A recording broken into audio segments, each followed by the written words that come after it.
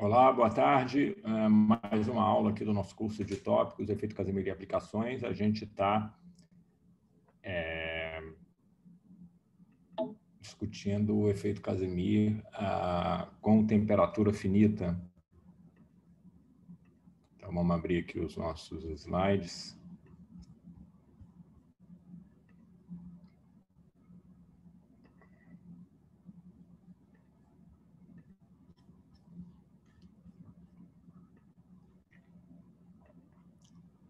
Bom, espero que vocês estejam vendo esses slides.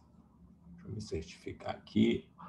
Parece que está tudo bem. Então, a gente, no final da aula passada, obteve uma expressão para a força de Casimir, a temperatura finita, num modelo unidimensional, né? E esse resultado era escrito em termos de uma soma, né, de uma série sobre frequências imaginárias. A parte imaginária dessa frequência é o que a gente chama de frequência de Matsubara. São esses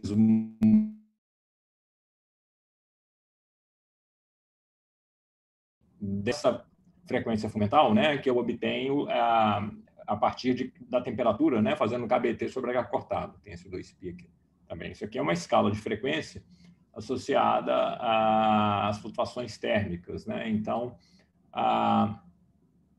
o que acontece tipicamente, então, né, como a gente discutiu na aula passada, quando a gente introduz a temperatura finita, é trocar uma integral sobre a frequência imaginária, né, que então eu tenho a contribuição de todas as frequências de forma contínua, né, sobre o eixo imaginário, por uma soma, né, essa soma que aparece aqui, onde essa linha significa que a frequência nula, a frequência zero, n igual a zero, é multiplicado por um fator meio. Então, a expressão que a gente obteve no final da aula passada é ligeiramente diferente dessa, pelo fato de que aqui, essa expressão que eu estou escrevendo é a expressão para o caso tridimensional, né, quando eu tenho superfícies planas paralelas, né? E esses espelhos aqui, né, estão associados a essas amplitudes de reflexão, R1 para o espelho 1, R2 para o espelho 2.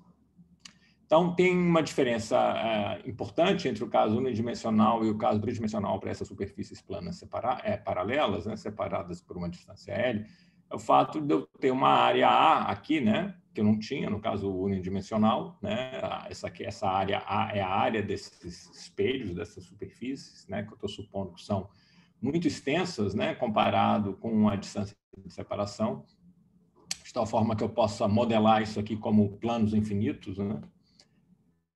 E essa área por razões dimensionais, ela vem acompanhada, então, de uma integral adicional, de uma integral que não tinha lá na expressão, na verdade, não tinha integral nenhuma, só tinha soma, né? No caso unidimensional, né?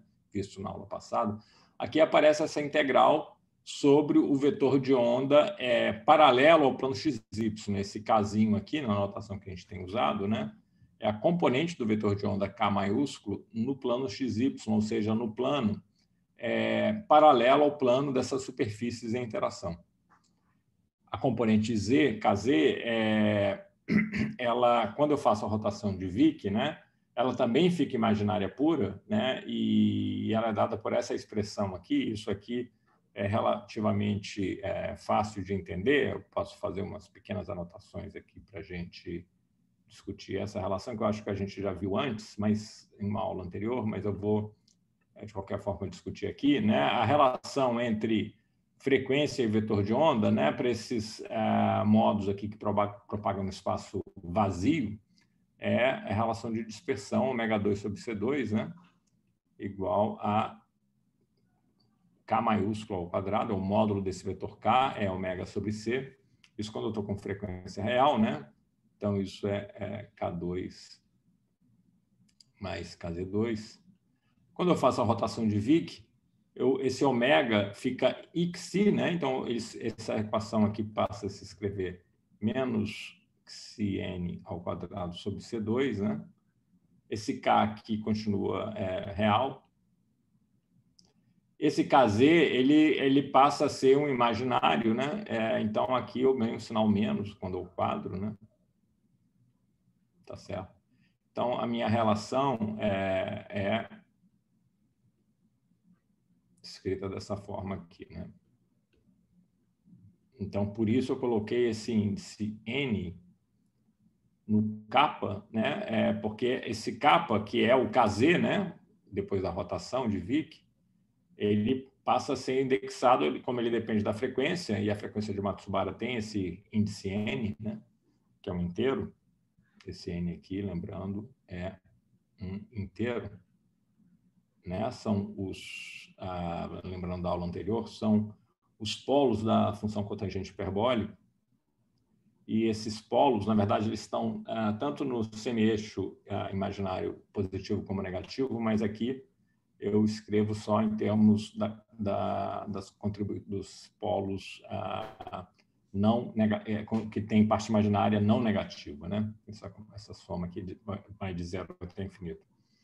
Bom, então, tem uma diferença, então, que no caso unidimensional, né? O que eu tinha aqui e aqui era a própria frequência dividida por C, era o próprio vetor de onda K completo em uma dimensão, mas em uma dimensão, né, eu só posso propagar ao longo de Z, e isso coincide com o KZ, né?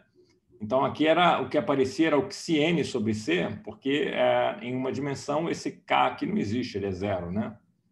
Nesse mundo unidimensional, eu só posso propagar em uma dimensão. Em 3 dimensões, o que importa para a força de pressão de radiação realmente é a componente Z, né? A componente ao longo de x e y não contribui para a força, né? Então, aqui aparece realmente só a componente Z do vetor de onda, depois da rotação de Wick. E o fator de propagação, né, só envolve, como a propagação é ao longo do eixo Z, né, só envolve também a componente Z. Então, aqui em 3D tem essa outra diferença. Aqui não aparece mais menos 2 CNL sobre C, como era antes. Eu tenho que pegar só a componente Z do vetor de onda e não o vetor de onda completo aqui, né, porque essa propagação é ao longo do eixo Z. E, além disso, a contribuição para a pressão de radiação envolve só a componente Z do vetor de onda. Então, por isso eu estou trocando esse Xn sobre C que eu tinha antes, né, no caso unidimensional, pela componente Z aqui, kn.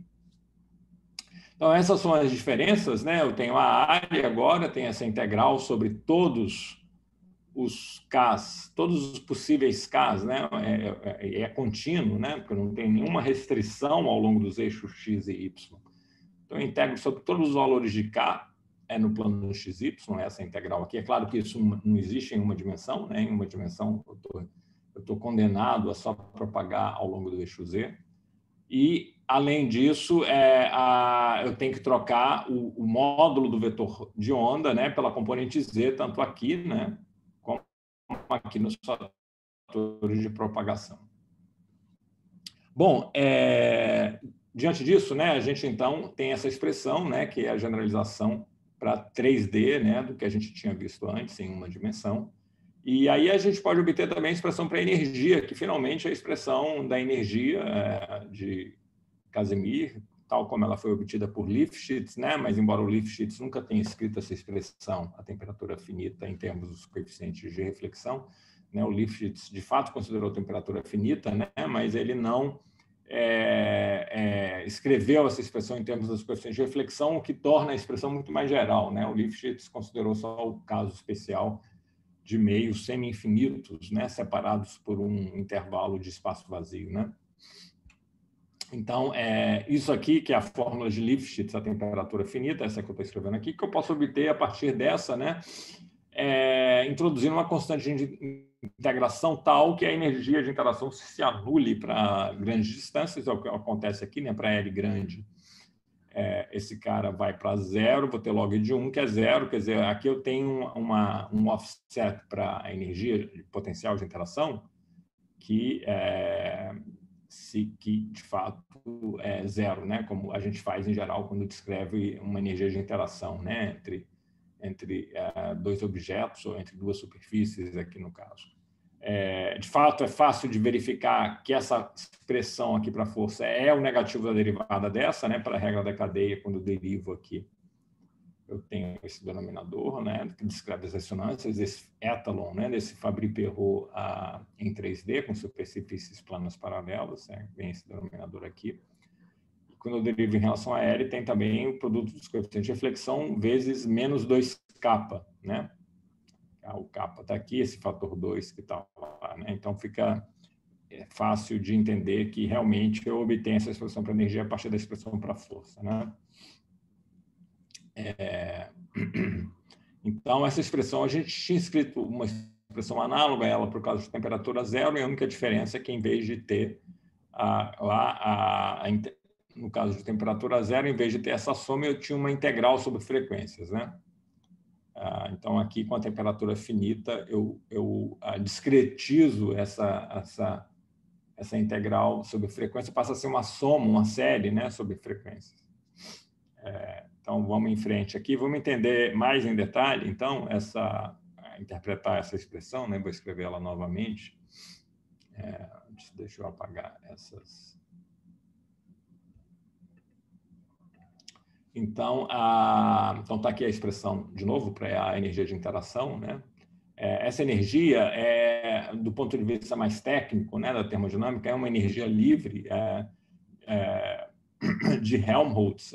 Eu não vou entrar em detalhe, porque eu estou considerando uma situação de temperatura fixa, né? Tá certo? Então, eu estou usando esse símbolo E, às vezes eu uso um outro símbolo para representar essa energia livre, né?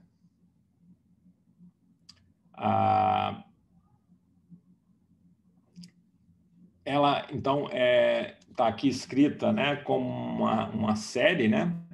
Eu estou somando sobre essas frequências imaginárias. Aqui eu estou representando essas frequências que estão aparecendo aqui, né? Então, eu estou...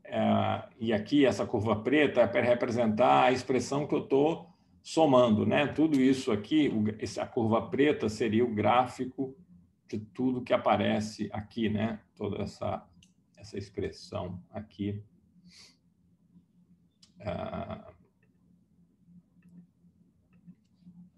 Que eu estou somando, né? O meu somando, que é uma função da frequência, né? Isso aqui é o que eu estou representando por essa curva. Tipicamente, essa expressão, essa série vai convergir bem facilmente por causa desse fator exponencial, né? Vamos lembrar, né, o que estava escrito no slide anterior, que esse Kn ele vai crescer com Xn, né?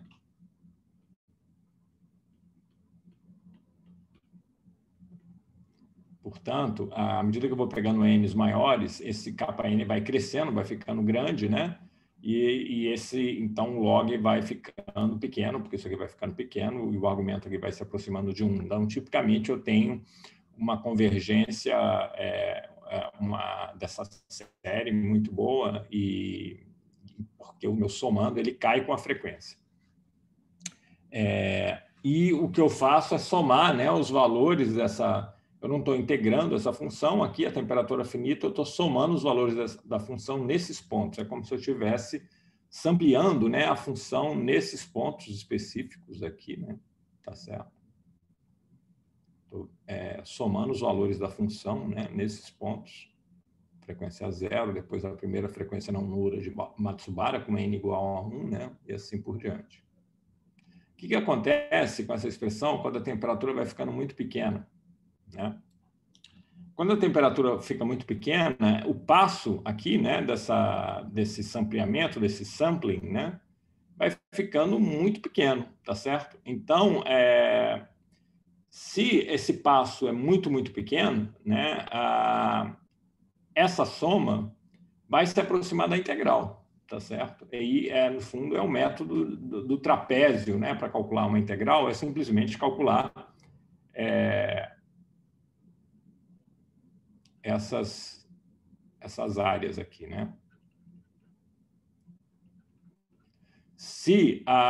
O que não é o caso aqui no meu desenho, né? Mas se esse intervalinho ficar muito pequenininho, a soma das áreas desses retângulos vai se aproximar da integral, né? Que é a área debaixo da curva.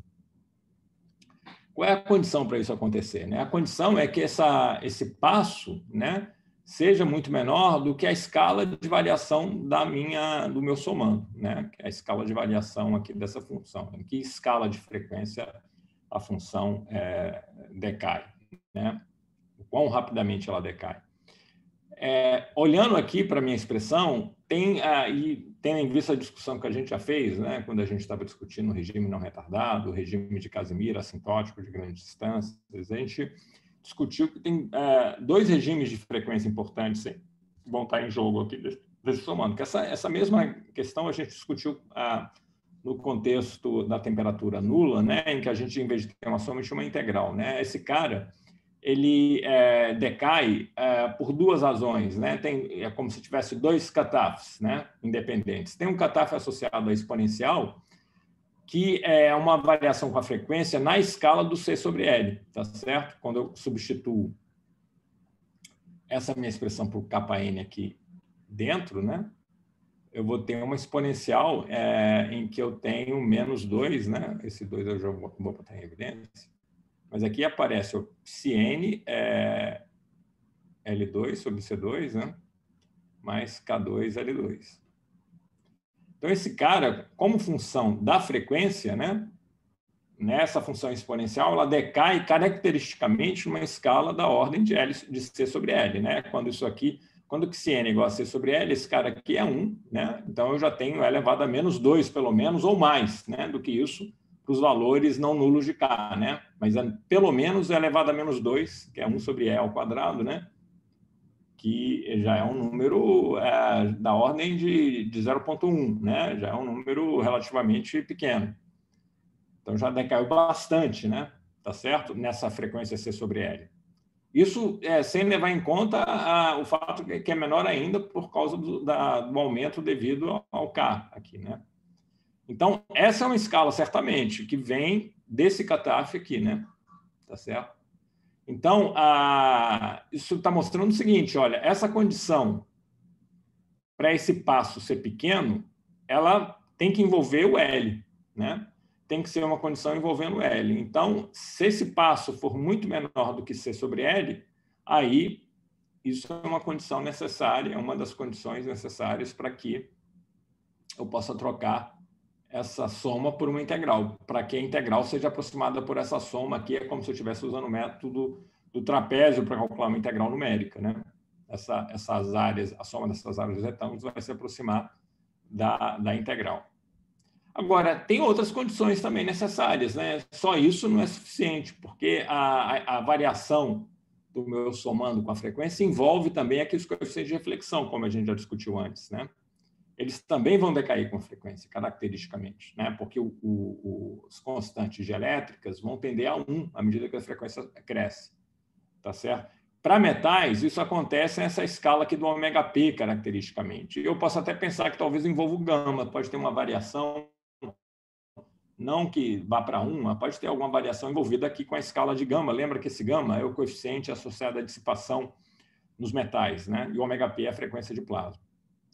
Então, eu tenho essa condição extra. Para outros tipos de situação, por exemplo, dielétricos em água, vai ter ainda uma outra condição, que vai estar associada à variação dos coeficientes de reflexão para esses meios dielétricos em água. Eu posso ter condições em que eu tenha quase casamento de índice para frequências. Então, esse cara aqui pode decair muito mais rapidamente devido aos coeficientes de reflexão do que devido ao cutoff aqui associado à distância.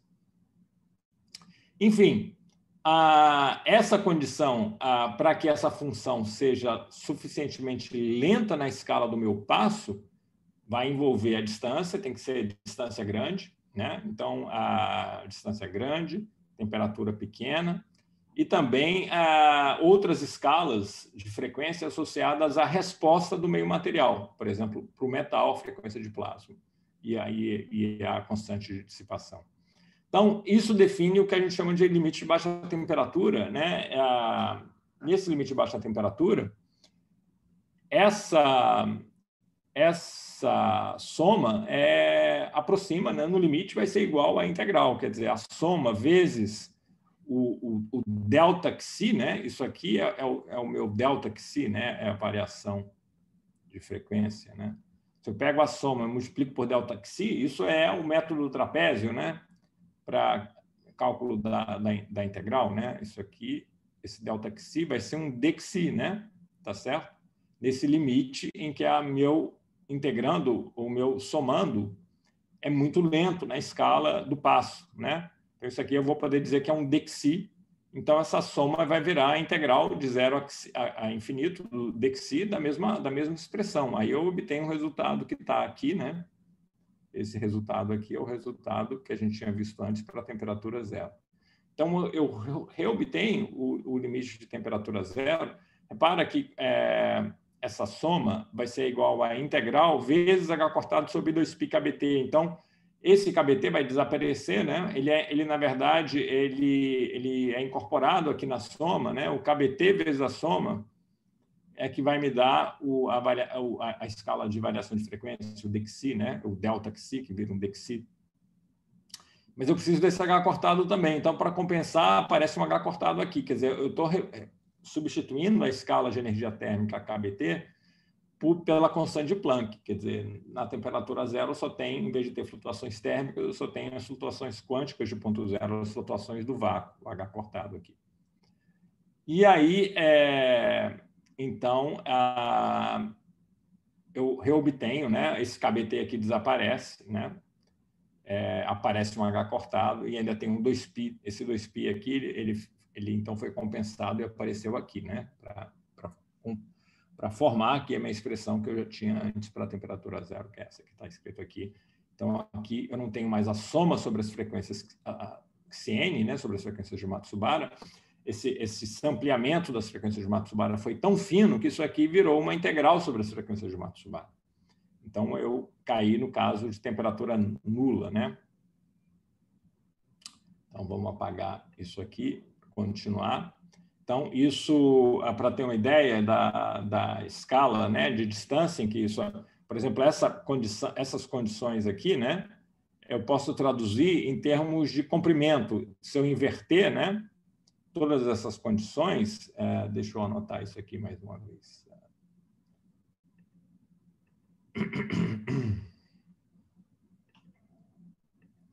Se eu inverter isso aqui e passar esse C para o outro lado, essas condições aqui podem ser escritas também da seguinte forma: o L, o lambda P, né? Eu ainda posso definir um comprimento associado a esse gama, vamos chamá-lo de lambda gama, né? Eles têm que ser todos muito maiores do que muito menores, né? Aqui eu inverti. Como eu inverti, tomei o inverso de todo mundo aqui, eu inverto, né, a desigualdade. Em vez de ser muito maior, ele tem que ser muito menor, né, do que... Ops, só um minutinho. Tem que ser muito menor do que essa escala de comprimento aqui, que é o que eu chamo de lambda T, o comprimento de onda térmico, né. O lambda P, para metais, né, da ordem de 100 nanômetros, né? Então, para metais, isso aqui vai ser satisfeito se eu tiver a temperatura ambiente, manter igual a 300 Kelvin, eu vou ter lambda T igual a 7,6 microns, enquanto que o lambda P para todos os metais é da ordem de 100 nanômetros, né? Então, essa condição, e essa condição aqui, lambda T muito menor do que lambda T, é facilmente satisfeita. Essa aqui pode ser um pouco mais difícil, né? Porque o gama é muito menor, muito menor do que o ômega P, a coeficiente de dissipação tipicamente para bons metais, né?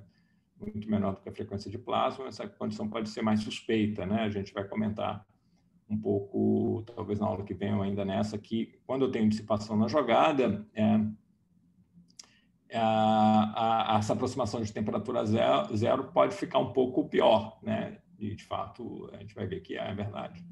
Porque essa condição aqui envolvendo o lambda gama, né? Vamos lembrar quem são o lambda P e lambda gama, né? Eu defino as escalas de comprimento associadas às escalas de frequência da maneira usual, né? A mesma coisa eu faço para o gama, né?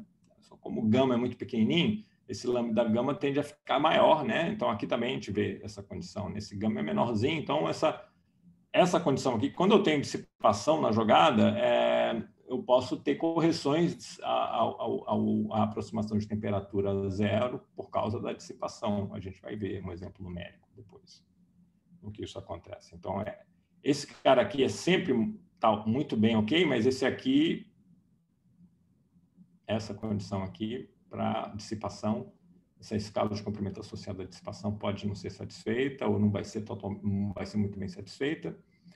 E a UL aí vai depender da distância que eu estiver considerando. Se eu estiver tomando distâncias de alguns nanômetros, que é o que o pessoal que faz microscopia de força atômica, em geral, usa, né, quando eles estão aplicando a força de Van der Waals, ele pode ignorar tranquilamente o efeito térmico, né, para meios dielétricos, por exemplo, que aí não tem essa escala aqui de comprimento, porque eu tenho aqui nanômetros, e esse cara aqui é 7,6 microns, né, então realmente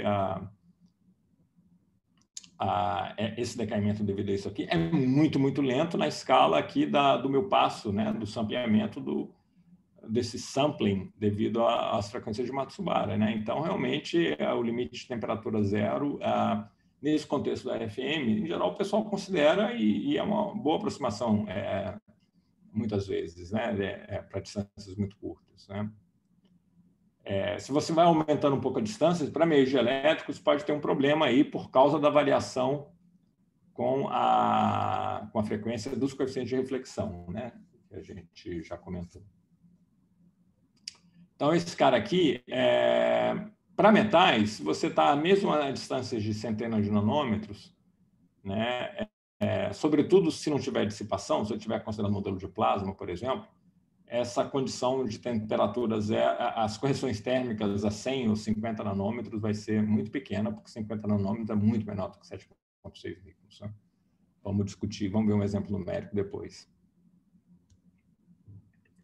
Ok. Vamos seguindo em frente aqui. Então, então, a gente discutiu como é que obtém o resultado de temperatura zero, né? A partir desse resultado aqui, a temperatura é finita. Né? A ideia é que o sampleamento é tão fino que né? É como se essa função aqui fosse super, super lenta, né?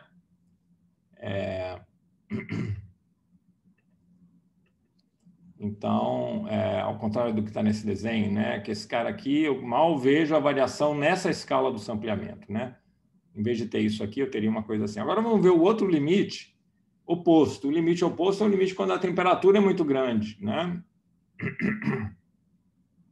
Quando a temperatura é muito grande, o que vai acontecer, né? É o caso em que esse cara vai, na verdade, vai ser o contrário, né? Em vez de ser assim, ele vai decair muito rapidamente a zero.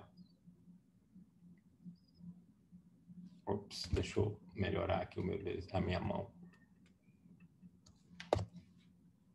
Ele decai muito rapidamente no limite de alta temperatura. E por quê? Né? Vamos ver, vamos discutir isso aqui.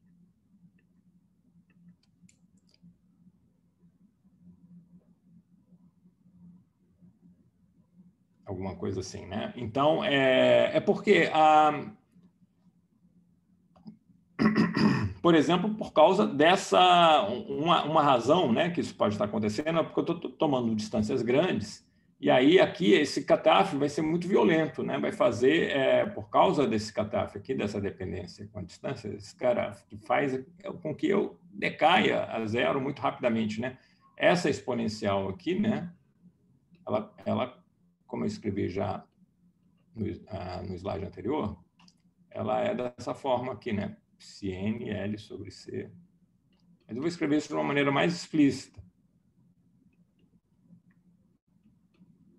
Aqui tem o K2L2 aqui, né? Isso aqui é igual, né, o Psi. Então, aqui tem, ó, aqui está o quadrado, né? Então, tem o N2 e tem o Xn é 2π kBt sobre H cortado. Então, isso aqui vai dar 2π ao quadrado L2 sobre lambda-t ao quadrado, né? Mais K2L2. Então, se o L é muito maior do que o lambda-t, né? O lambda-t é essa fração aqui, né? Se o L é muito maior do que o lambda-t, esse cara vai ser muito grande, né? Digamos que o L seja 10 vezes lambda-t. Nem precisa, né? Basta que o L seja igual ao lambda-t, como já tem esse 2π, né? Esse 2π aqui, eu vou ter 2π da ordem de 6, né? Eu tenho 36 vezes N2, né? A raiz disso vai dar 6 vezes N. Então, mesmo para N igual a 1, né? Esse aqui é N igual a 0, né? N igual a 0, aqui é N igual a 1. Mesmo aqui o N igual a 1, que é esse, eu já tenho um expoente gigante, que vai fazer com que essa exponencial seja muito, muito pequena. Então, esse cara aqui já é 0 para N igual a 1. Ou seja, a contribuição dominante nesse caso, o único jeito de salvar, né, não ter 0, é tomar o N igual a 0. Claro que se eu pego o N igual a 0, aqui não importa que esse L seja muito maior do que lambda T, isso aqui não vai ser 0 de qualquer forma. Então, isso está mostrando o seguinte, para grandes distâncias, para L muito maior do que lambda T, eu só vou ter a contribuição, essa que está em vermelho aqui, só a contribuição de N igual a 0, né? Porque aí com N igual a 0 não tem esse termo, né? Porque esse psi-n é 0, né? Tá certo?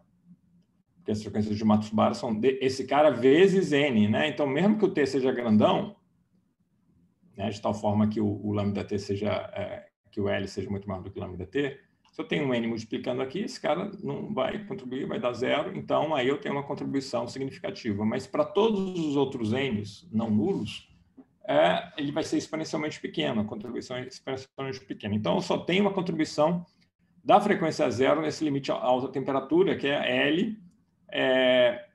Na verdade, ele não precisa ser muito maior do que lambda T, né? Porque quando já tem esse 2π aqui na jogada, né? Basta que o L seja maior ou da ordem, né? Acho que eu posso apagar aqui e ser um pouquinho mais realista aqui, né? Basta que o L seja maior ou da ordem que o lambda T para que eu já caia, né? Lembra que eu tenho esse 2π aqui, né? Na expressão da frequência de Matsubara, para que eu já caia um valor muito pequeno. Essa função exponencial fica muito pequena, né? É elevado a menos 12, né? É muito pequeno, né?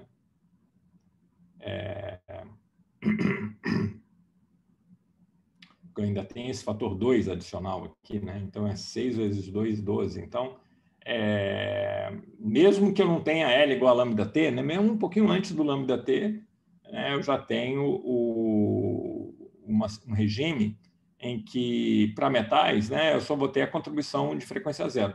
Para dielétricos, interagindo através de um outro dielétrico, isso pode acontecer para distâncias ainda menores, né? A frequência 0 vai ter uma contribuição destacada, mesmo para frequências de centenas de nanômetros, por causa da variação dos coeficientes de reflexão com a frequência. Esse decaimento brutal, nesse caso de dielétricos interagindo através de um outro meio dielétrico, pode acontecer por causa da dependência com a frequência dos coeficientes de reflexão, né? Então, esse regime, que a gente chama de regime alta temperatura, já pode acontecer para dielétricos mesmo para algumas centenas de nanômetros, 100 ou 200 nanômetros, já é uma distância grande bastante. Para metais, né, eu tenho que ter uma distância maior, assim, microns, né, para estar nesse regime de alta temperatura, que é também um regime de grande distância, né? Aí, nesse caso, eu só pego a frequência nula, né? Eu posso aproximar essa expressão aqui. Toda essa série, eu só vou pegar a contribuição N igual a 0. Então, eu vou colocar N igual a 0 em tudo quanto é lugar aqui. Por exemplo, esse Kn, né? Ele vai virar só o K, né? Não tem frequência aqui, a frequência é nulo. Só tem o K. Lembrando que o K é a componente do vetor de onda no plano XY. Então, esse E elevado a menos 2KNL vira E elevado a menos 2KL, não tem mais a soma em N, só peguei o termo N igual a 0, lembrando que essa prime aqui, né, era um fator meio, né, que eu já coloquei aqui. Tem que somar sobre as polarizações, integrar, continuo tendo que integrar sobre os vetores de onda no plano XY. E aqui eu tenho que pegar a frequência 0. Quando eu pego a frequência 0 aqui, fica claro que isso aqui não é a mesma coisa que eu tinha feito quando discutia o regime não retardado Van der Waals a temperatura 0. Quando eu tinha discutido o regime não retardado Van der Waals a temperatura 0, a gente tinha tomado x igual a 0 aqui também, né, nesse capa, né? E uma justificativa seria dizer que o C era muito grande, né? Ignorar o retardamento, como se a velocidade da luz fosse muito grande. tomava Xi igual a 0 aqui, né? Então, de fato, lá eu também faço E elevado a menos 2kL, eu aproximo por E elevado a menos 2kL, né? E apago a dependência com a frequência aqui desse fator de propagação exponencial. Mas eu não fazia isso aqui nos coeficientes de reflexão. Aqui eu estou fazendo em todo lugar, porque eu estou tomando o limite matemático da frequência C0. É diferente, então, bastante por causa disso. Em particular, aqui, esses caras dependem das constantes dielétricas dos meios materiais. Então, eu tenho que tomar esse Xi igual a 0 nas constantes dielétricas também, tá certo? Então, é isso que eu estou chamando a atenção aqui nesse comentário. Então, é diferente de tomar um limite Van der Waals não retardado, porque eu tomo a frequência para 0, também no argumento das constantes dielétricas que aparecem aqui, como a gente vai ver daqui a pouco, de forma mais explícita, né? Que aparecem aqui nesses coeficientes de reflexão, nessas amplitudes de reflexão. Então, quando eu coloco esse 0 aqui, eu estou querendo dizer isso. Em todo lugar eu estou colocando a frequência 0. Bom, como eu não tenho mais a soma, né, essa soma introduz uma dependência com a temperatura, né, porque o passo depende da temperatura, como está aqui nesse desenho. Agora não tem mais a soma, só tem um termo. Então, essa energia é proporcional à temperatura, né? Nesse regime de alta temperatura, eu tenho uma energia livre proporcional à temperatura, tá bom? Então, a única dependência com a temperatura é esse pré-fator que está aqui. Ninguém mais aqui depende da temperatura. Vamos discutir, então, quem é esse valor aqui para o caso de... para alguns casos de interesse. Então, vamos aqui, nos próximos slides, eu tenho uma expressão mais explícita para isso que sobrou aqui no limite de alta temperatura, né? Vamos lá. Então, bom, nesse limite de alta temperatura, eu vou fazer o limite de frequência 0, né? Só vou pegar a contribuição da frequência de Matsubara nula, né? Só um polo, né, do cotangente hiperbólico vai contribuir, é o polo na origem do plano complexo. Então, esse N aqui eu vou botar para 0 para cá, né? Então, aqui eu estou reescrevendo a expressão que eu já tinha no slide anterior, né? Esse então, a aproximação alta temperatura da energia de Casimir, né? E alta temperatura quer dizer L... Alta temperatura quer dizer, vamos anotar aqui. L maior da ordem que o comprimento de onda térmico, né? Que é H cortado C sobre KBT. Então, posso pensar assim, se eu estou com L fixo, eu estou colocando a temperatura, subindo a temperatura, esse lambda T ficar pequeno, né? Comparado com a distância.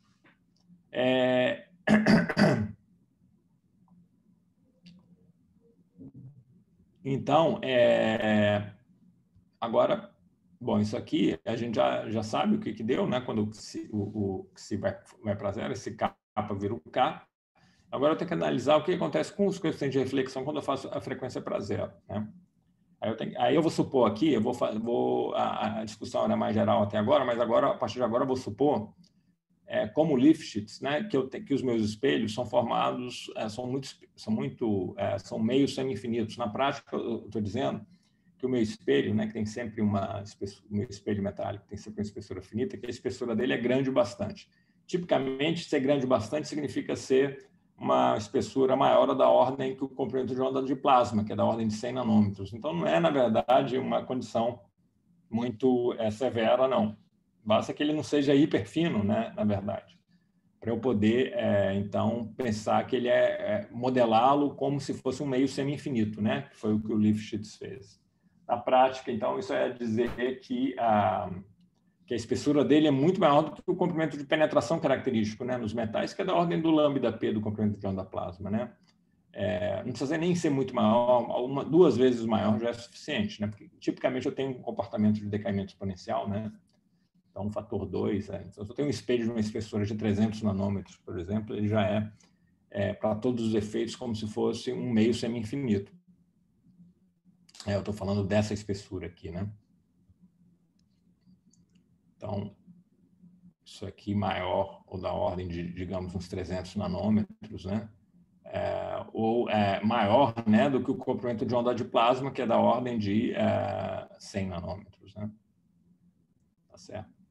Então, aí eu tenho o que eu chamo de meio semi-infinito, né? Bulk mirror, quer dizer, eu posso usar, então, nesse caso, aqui os coeficientes de reflexão para meios semi-infinitos, né? A expressão lá do Fresnel, né? Que o Fresnel, que a gente aprende nos cursos de física básica, que é justamente esse caso em que o meio é semi-infinito, né?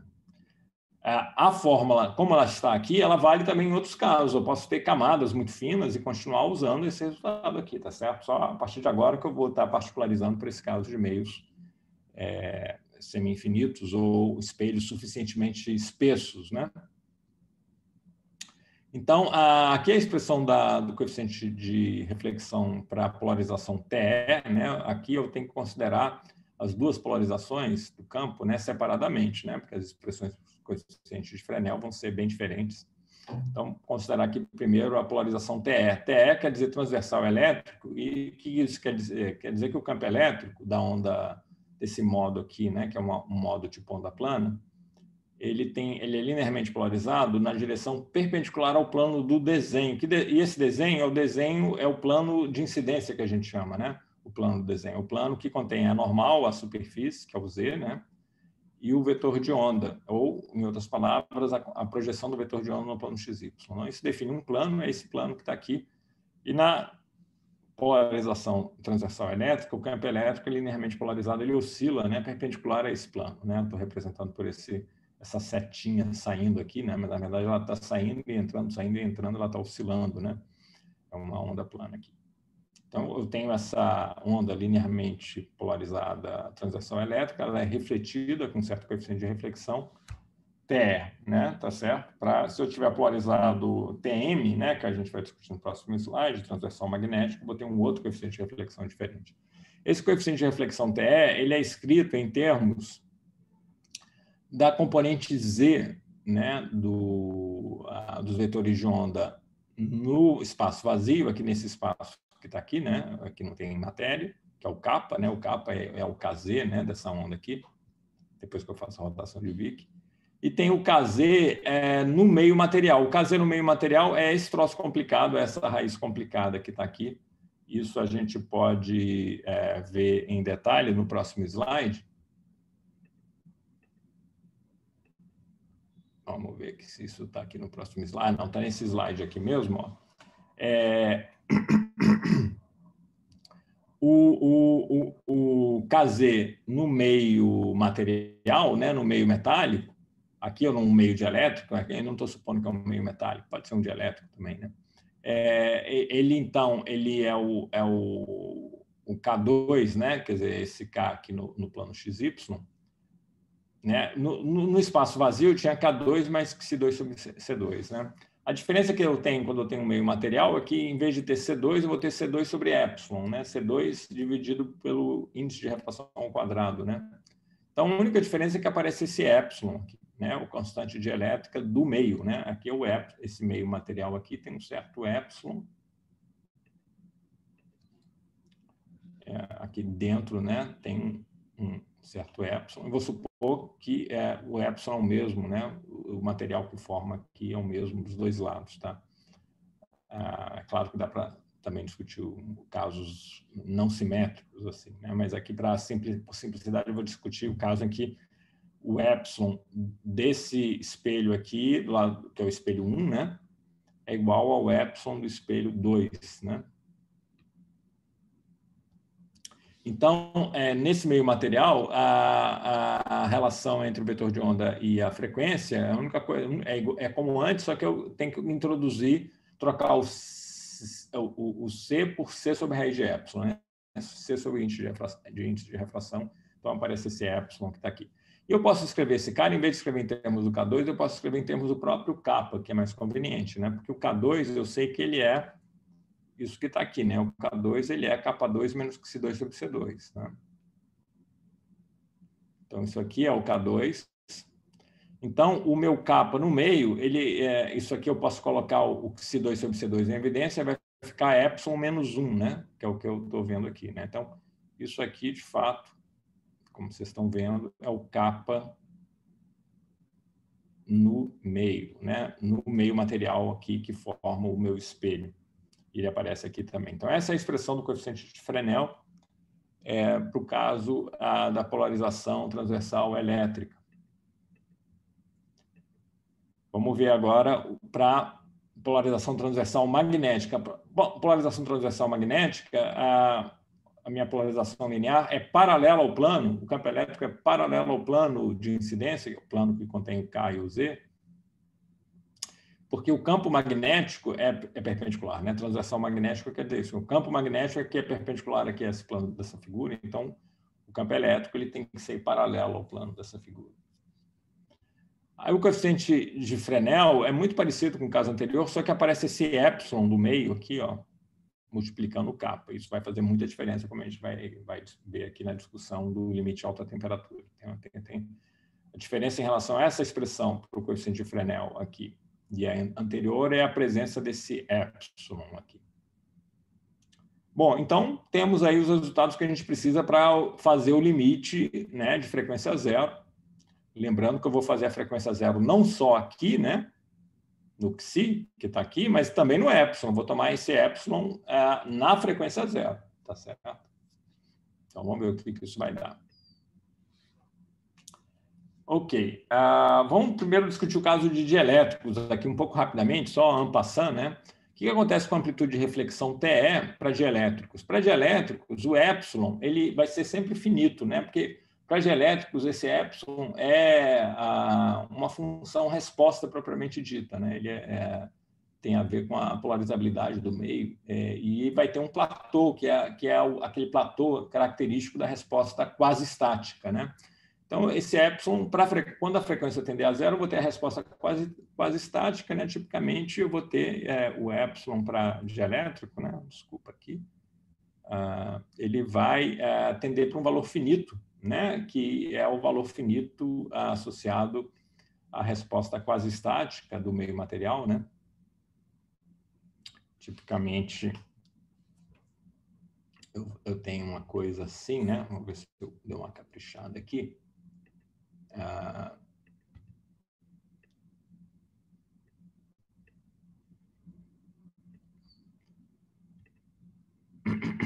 Então, aqui, como função da frequência, o epsilon de um dielétrico, né, ele vai ter um platô aqui, né? Ele tem um platô, depois ele decai, depois tem outro platô. E essa região aqui é a região da resposta quase estática, né? É quando, né, o meio material ele vê um campo muito lento para a escala de resposta característica dele, né? Quando esse Xi aqui é muito baixo, ele responde com um valor que ele tem a frequência zero, que é esse valor aqui, né? Que é um valor finito, portanto. Então, isso aqui é o epsilon de zero.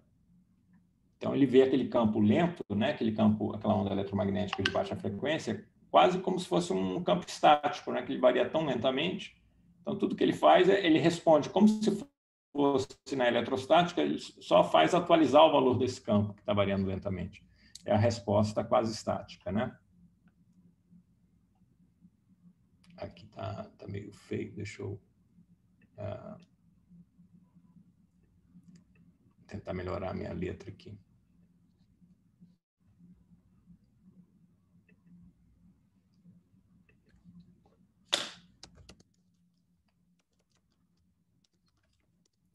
Então, é a região aqui de resposta quase estática. Esse cara, então, o que acontece é que o epsilon, então, ele tende a um valor finito, né, para a frequência zero. E esse cara, então, aqui vai para zero, porque tem esse Xi2, né? Isso aqui é finito, isso vai para zero, isso vai para zero.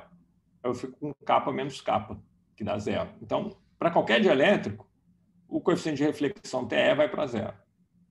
Né? Significa que nessa soma em P, eu só vou ter uma contribuição, não tem duas polarizações. Isso agrada muito esse pessoal que vê essa frequência zero como a contribuição da eletrostática. Na eletrostática não pode ter duas contribuições, né? Não tem duas polarizações em eletrostática. Não pode ter duas contribuições, portanto. Então, esse resultado aqui, para esse pessoal, isso não é por acaso, é porque eu não posso ter duas contribuições distintas à frequência zero. Pelo menos é o que esse pessoal acha que eles encaram a contribuição de frequência zero como sendo eletrostática mesmo e não como um limite da eletrodinâmica no limite de frequência zero, né? Então, para eles, essa contribuição que se igual a zero, dessa frequência de Matsubara, que dá o efeito Casimir a temperatura zero, a temperatura alta, perdão, não é o limite de uma expressão mais geral no limite em que a frequência vai a zero, né? Essa expressão de zero frequency limit, né? Limite de frequência zero, não faz muito sentido para eles. Para eles é simplesmente eletrostática mesmo, então só tem uma contribuição, que aqui nesse contexto vai ser a contribuição TM, né? Embora na eletrostática não se fale em TM, mas, enfim, pelo menos só tem uma contribuição também. Ok. Vamos discutir agora o caso de metais, né? Para metais, aí a história vai enrolar um pouco e esse rolo tem a ver com a discussão plasma versus Drude, né? Eu vou ter, para TE, eu vou ter resultados muito diferentes dependendo do modelo que eu pego para o metal. Inclusive, eu posso ter um metal que não seja um metal normal, que seja um supercondutor, né? Aí não teria dissipação. Aí eu vou ter, nesse caso, realmente duas contribuições distintas a princípio, né? Vamos ver isso em detalhe aqui.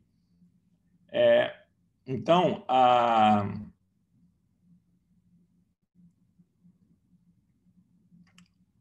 aqui eu estou escrevendo, né, a expressão para constante dielétrica no modelo Drude, né? No modelo Drude, além de ter essa escala de frequência ω-p, que é a frequência de plasma, tem uma escala característica da dissipação, que é o gama, que aparece aqui, né? Esse gama, tipicamente para bons metais, ele é muito menor do que o ω-p, várias ordens de grandeza menor do que o ω-p. Entretanto, ele vai fazer uma diferença brutal quando eu considero o limite de frequência zero, né? Quando eu faço a frequência indo para zero, quer dizer que o ω é menor do que qualquer coisa, inclusive menor do que esse gaminha, mesmo que esse gama aqui seja muito pequeno. Portanto, e aqui eu estou escrevendo primeiro a expressão em frequência imaginária, né? Repara que eu tenho dois i's que dão um sinal menos, esse menos aqui vira mais, tá certo? Fica assim, né? Xi mais gama, frequência imaginária. E quando eu faço Xi para zero, o Xi vai ficar menor do que gama. Desse Xi mais gama, quem vai dominar vai ser o gama. Então, esse cara vai se comportar como ω, e esse 1 vai ficar desprezível face ao que eu tenho aqui, né? ω-p ao quadrado sobre... Vamos escrever aqui. Esse cara vai se comportar como isso aqui tudo, né? Ele vai tender a ω-p ao quadrado sobre Xi vezes gama. Então, ele vai para infinito, por causa desse 1 sobre Xi. Não tem platô, né? Por que não tem platô nesse caso? Porque esse epsilon ele não é uma função resposta propriamente dito. Ele não vem da polarização do meio, ele vem da corrente livre, da corrente eletrônica, né? Tá certo? Então, ele é um epsilon efetivo, digamos assim, né? Não é um epsilon no mesmo sentido que o epsilon de um dielétrico, que tem a ver com polarização, com uma maneira como o meio se polariza, né? Esse epsilon aqui, ele está capturando, esse epsilon, modelo de Drude ou de plasma, de um metal, né? Ele captura a contribuição da corrente ômica, né? Então, como não é um efeito de polarização, ele não vai ter esse comportamento aqui de platô, ele vai divergir quando a frequência ir para zero. Mas no modelo de Drude, ele diverge como 1 sobre a frequência, o que é muito importante, porque isso faz com que a condutividade vá para um valor finito, né? Porque a condutividade é 1 mais a frequência vezes epsilon, né? Então, vai dar uma condutividade finita a frequência zero, tá certo? Ao passo que no modelo de plasma, vocês já estão adivinhando, né? Eu não vou ter esse gama aqui no modelo de plasma, então, em vez de o epsilon ir para infinito como 1 sobre frequência, ele vai como sobre frequência ao quadrado. Isso faz com que a condutividade fique infinita. O que é uma condutividade infinita? É uma resistividade nula, né? Ou seja, o que eu estou dizendo, então, é que se eu passar uma corrente constante, frequência zero, né? Uma corrente DC, né? Eu não vou ter nenhuma resistência no meu fio, o que é absurdo para os metais normais, né? Os metais normais vão exibir, mesmo que seja um metal muito bom, eles vão exibir alguma resistividade, uma resistividade finita, né? A resistividade não é zero, né? No metal normal. Né? Seria zero num supercondutor, né? Mas não no metal normal. Então, esse modelo de Drude é um modelo mais satisfatório para descrever, a princípio é mais satisfatório para descrever metais normais. Né? Ele descreve resistência finita a frequência zero. E tem a ver, não é com o modelo em si, né? É com o fato dele ir com 1 sobre xi. Eu não preciso nem... Pode até ser uma coisa mais complicada do que essa expressão aqui, então é mais geral do que simplesmente o modelo de Drude, né? Mas é o fato dele ter uma condutividade finita à frequência zero, significa que o epsilon vai com 1 sobre xi. É a mesma coisa, dizer que eu tenho uma condutividade finita à frequência zero é o mesmo que dizer que o epsilon vai com 1 sobre xi para baixa frequência. São equivalentes essas duas coisas. Então, é mais do que simplesmente o modelo de Drude, né? Sempre que eu tiver uma condutividade finita à frequência zero, o meu epsilon vai depender de vai a infinito como 1 sobre xi. Então, embora esse epsilon que esteja aqui está indo para infinito, ele vai perder desse xi2, né? xi2 vezes ele vai dar ainda uma coisa que vai para zero em vez de ir para infinito, que vai linearmente para zero, né? Então, esse cara vai para zero, eu continuo tendo esse resultado, como eu tenho para dielétricos, de que a amplitude de reflexão TE vai para zero. Então, continuo, no caso de Drude, tendo só uma contribuição dessas duas polarizações, só a TM vai contribuir, a TE vai para zero. O que acontece no modelo plasma? Bom, aí no modelo plasma, o epsilon vai com 1 sobre xi2, né? Em vez de ter ômega P2 sobre xi gama, eu vou ter ômega P2 sobre xi2, porque não tem esse gama, né? Esse gama, vocês veem, então, que tem um papel fundamental, por menor que ele seja, desde que ele seja não nulo, né? Ele vai mudar o valor do limite matemático quando eu faço xi para zero, né? No modelo de Drude, por menor que seja o gama, esse limite me dá 1 sobre frequência, né?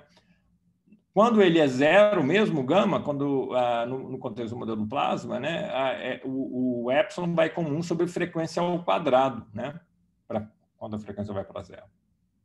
Portanto, epsilon menos 1 vezes xi2 vai para um valor constante, né, que é fácil de ver daqui, né? Epsilon, eu só passar esse 1 para o outro lado, esse xi2 some, eu tenho um valor fixo, né? Aqui eu não preciso nem tomar o limite, isso aqui é uma expressão exata, né? Vale para qualquer xi, né? Para qualquer xi, isso aqui é uma expressão correta, né? No contexto do modelo de plasma, né? Quando eu não tenho dissipação, quando a resistividade é zero, a frequência é zero. Aí, eu tenho essa expressão, então. Isso aqui, inclusive, não preciso nem estar tomando... Aqui eu preciso estar tomando limite porque eu troquei o kappa por k, né? Mas essa expressão aqui é mais geral, vale para qualquer xi.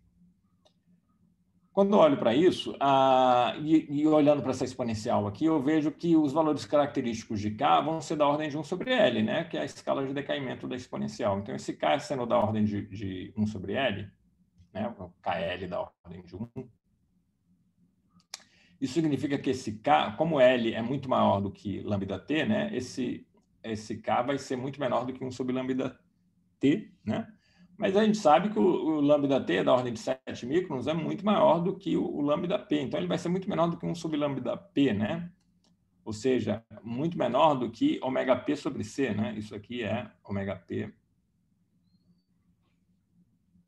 sobre C, né? Tem um 2π aqui, né? Que eu estou ignorando. 2π C. 1 sobre lambda-P, ômega-P dividido por 2π sobre C. Então, esse K ele vai ser muito maior, né?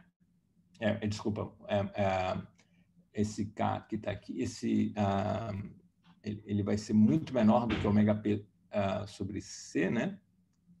É isso que eu estou dizendo aqui, né? Esse K é pequenininho comparado com ômega-P sobre C. Tá bom? Porque L é grande, né? Eu estou aqui numa situação em que o L é muito grande. Então, esse K é da ordem de 1 sobre L, ele é muito pequeno. Os Ks que contribuem aqui são muito pequenininhos comparados com o ômega-P sobre C. Então, eu posso desprezar esse K que aparece aqui, posso desprezar esse K que aparece aqui, E essa fração, então, vai tender a -1, né? Porque eu vou ter menos ômega-p sobre C dividido por ômega-p sobre C. Então, esse coeficiente de reflexão TE, nesse regime em que o L é muito grande, que é o regime de alta temperatura, né? Ele vai para -1, tá bom? Para metais. Isso não vale para dielétricos. Aqui eu estou fazendo uma coisa específica para metais. Mais do que isso, eu estou fazendo uma coisa específica para metais descrito pelo modelo plasma. Esse cara, não dependendo do ômega-p, esse resultado vale também para o caso daquele modelo de refletor perfeito, né? Então, esse resultado aqui também vale para esse modelo muito idealizado de refletor perfeito. Essa expressão aqui, no final, ela não depende de ômega-p, né? Então, vamos continuar aqui. Então, vamos juntar agora todos esses resultados para obter qual é o limite da força de Casimir para altas temperaturas ou grandes distâncias quando eu considero metais, né? Então, só tem frequência zero. Agora, né, vamos resumir aqui.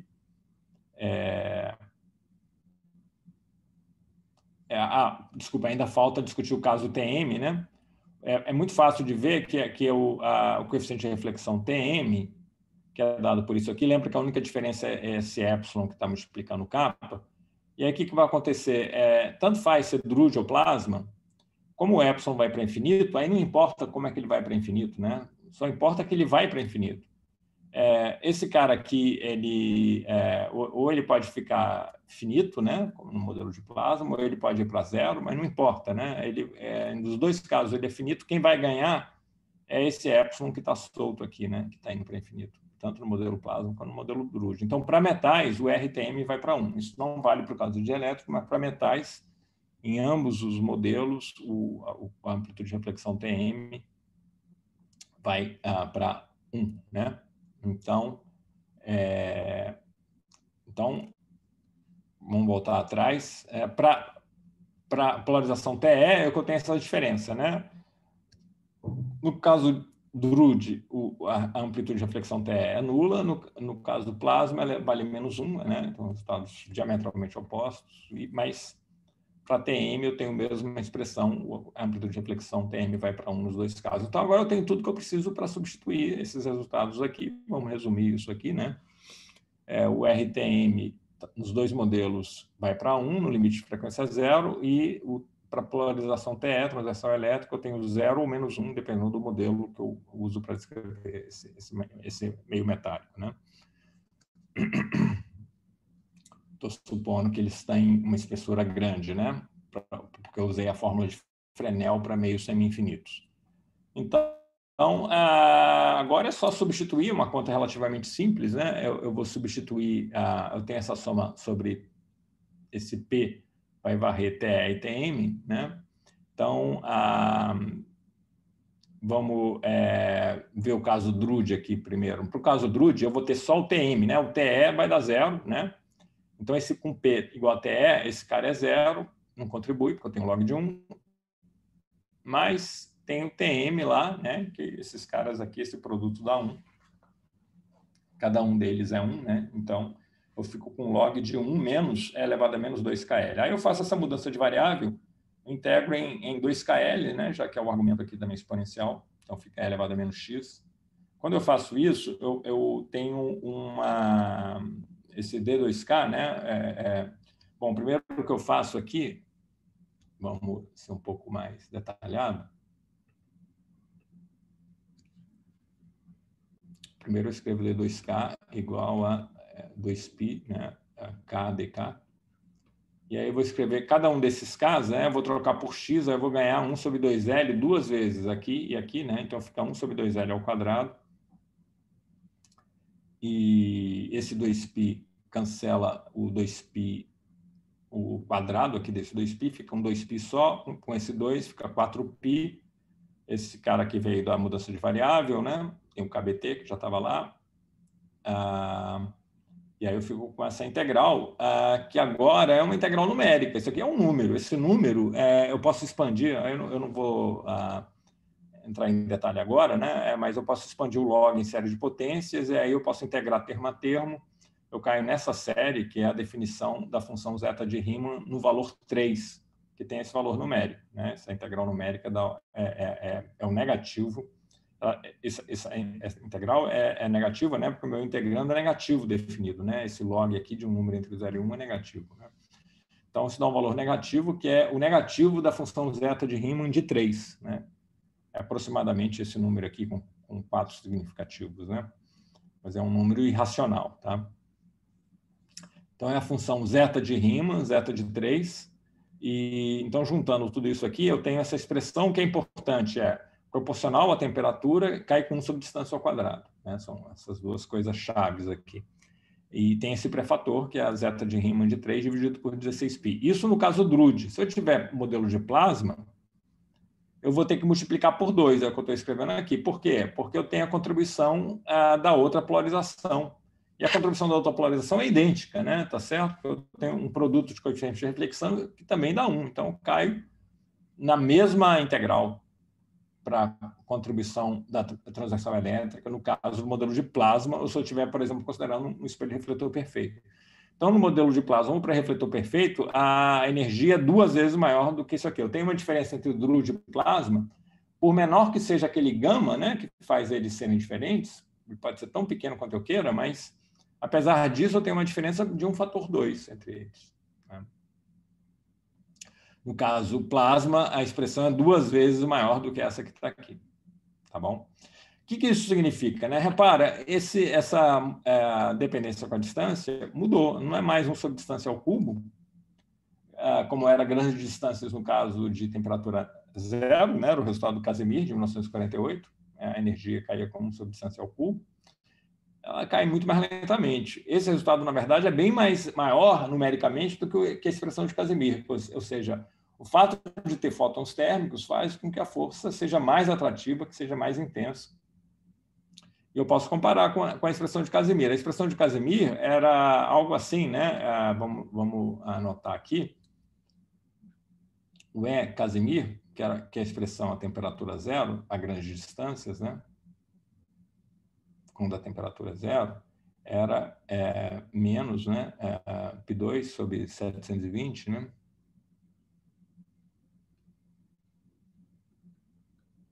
Aí aparecia aqui H cortado C, é um efeito quântico, né? Flutuações de ponto zero, flutuações do vácuo, né? Não tem KBT, claro, aqui que eu estou pegando temperatura zero.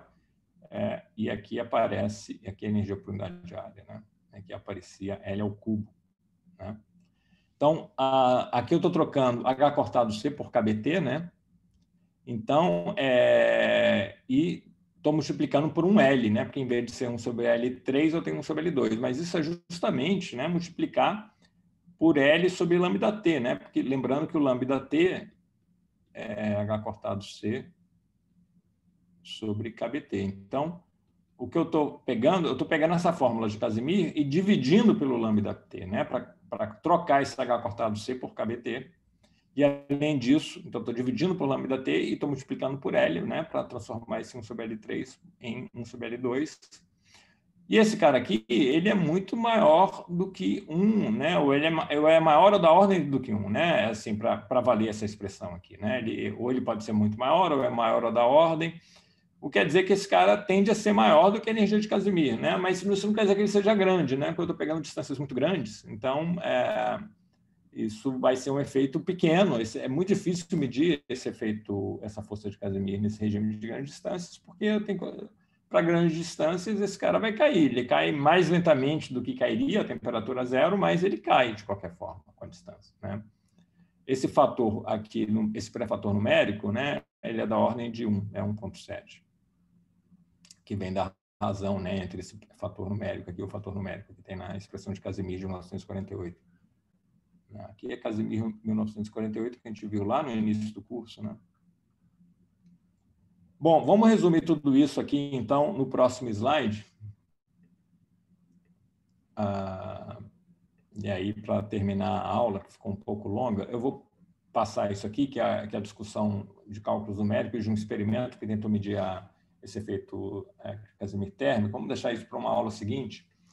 Vou aqui, então, só fazer um resumo Então, a gente viu que tem essas escalas de comprimento características aqui, né, da condutividade finita, que é o comprimento de onda de plasma, que é 136 nanômetros para ouro, por exemplo, né?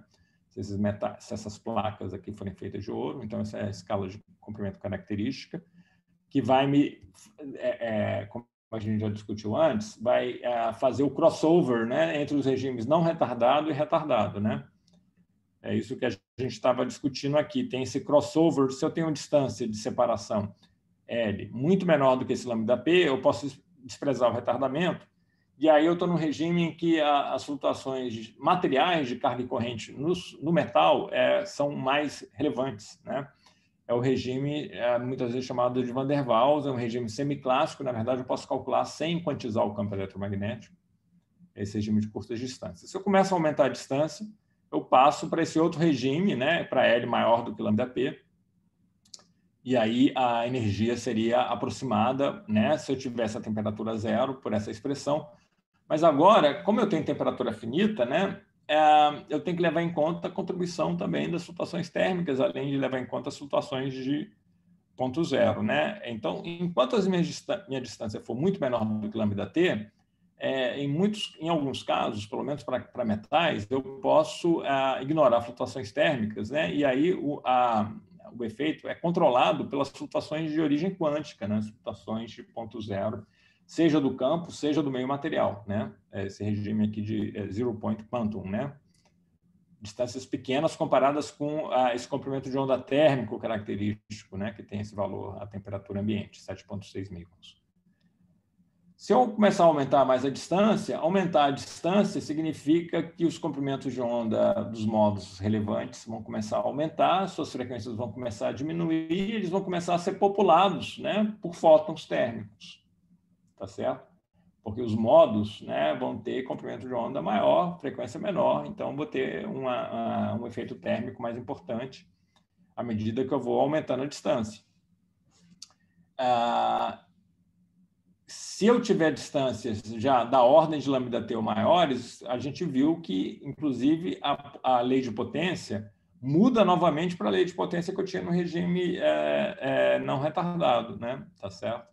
Então, ela volta a ser 1 sobre L2, né? Não é a mesma expressão que eu tinha antes, é claro, mas ela volta a cair com essa mesma lei de potência, 1 sobre distância ao quadrado. Então, isso aqui é um resumo, então, de tudo que acontece quando eu vou aumentando a distância, né? Distâncias muito, muito curtas, a gente discutiu que não pode nem tratar usando equações de Maxwell macroscópicas, né? Aí é uma situação que eu tenho esse overlap entre as funções de onda, aí tem que ser um cálculo de matéria condensada mesmo, não posso trocar essas minhas superfícies, esses meios materiais, por um epsilon, né? Tem que olhar... fazer um cálculo mais sério de matéria condensada. À medida que a distância aumenta, aí eu posso usar as equações de Maxwell macroscópicas, e aí eu caio em toda essa faixa aqui, né, em que eu posso usar o formalismo de Lifshitz, né, para superfícies planas paralelas. No início, né, tem esse overlap com Van der Waals semiclássico, né, que não precisaria quantizar o campo, que essa região de overlap aqui entre o verde e o azul, né, Van der Waals aqui, semiclássico, e o Lifshitz, em que eu uso as equações de Maxwell macroscópicas, né? Tipicamente é a região da microscopia de força atômica, né? Quando eu falo aqui de distâncias de alguns nanômetros aqui nessa região, ao passo que aqui eu já estou na região de Angstrom, né? Esse comprimento de onda de Fermi é da ordem de Angstrom, onde eu tenho um overlap. Aí eu vou aumentando mais a distância, vou aproximando do comprimento de onda de plasma, 130 nanômetros, né? Eu começo a ter efeitos de retardamento, começam a ser cada vez mais importantes, até eu cair nesse regime assintótico, né? Em que os coeficientes de reflexão saturam para 100%, eu tenho o resultado de Casimir, né? Que muda a lei de potência e passa a cair mais rápido. Mas logo eu começo a ter o efeito dos fótons térmicos também. Então, é muito difícil fazer uma medida em que eu tenha esse tipo de comportamento, porque para distâncias maiores do que lambda P, tipicamente já começam a aparecer contribuições, se eu pegar distâncias muito maiores do que lambda P, tipicamente começam a aparecer as contribuições térmicas, e se eu aumento ainda mais a distância, eu caio nesse outro regime, que é o regime... aqui eu esqueci de comentar, né? aqui é o regime alta temperatura, né? High T, né? Ou longa distância, tá certo? É em que eu caio nessa outra lei de potência novamente. Bom, vou ficar por aqui, essa aula já ficou muito longa, e então a gente se reúne na nossa reunião presencial. Ok, bom fim de semana para todos e nos vemos, então, na nossa reunião presencial. Tchau.